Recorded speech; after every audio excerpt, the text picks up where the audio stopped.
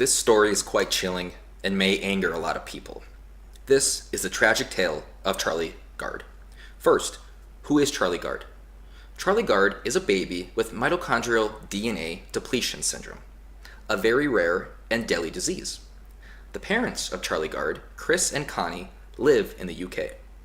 The NHI in the UK, the National Health Service, has said that Charlie Gard must die in the UK, and that the NHI does not have the funds available to try and help Charlie. So the parents decided to raise the money themselves. Through donations, the parents have raised over $1 million to bring their child to the US, where a specialist said he would take the case. Even though this is a very rare disease, there have been 2 children who survived it and are living normal lives in the US. The question becomes, should the NHI be able to decide who lives and dies?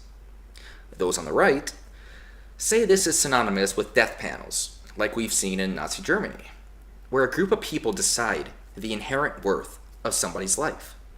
Those on the left say that Charlie is as good as dead, and in order to sustain universal healthcare in a functional manner that works, doctors have to look at the big picture, and that is to help as many people as they can.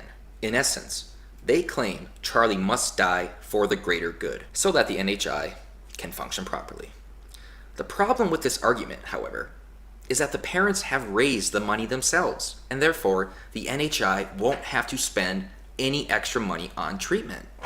Yet, a judge said that it is wrong to try to help Charlie when he is as good as dead. Left-wing sources, like Slate News, say that the right will turn this into a fight against universal healthcare. My response to that is, why wouldn't they? If this doesn't fully delineate the problems with universal healthcare, I don't know what will. I used to be a big supporter of universal healthcare years ago, but the more I've heard and the more I've read, the more I've realized that universal healthcare is nothing but collectivism, when we should really be focusing on individualism. The truth of the matter is that nobody should have the right to decide who lives and dies, whose life has more inherent worth. This is a bad reflection on universal healthcare because this bypasses the parent's choice to do whatever they can to save their sick child. It also reflects on the bigger issue, and that is that the parents want to come to the US to help their child. The reason is because the US has better healthcare. Whenever government becomes involved with any matter, you automatically lose the freedom of choice.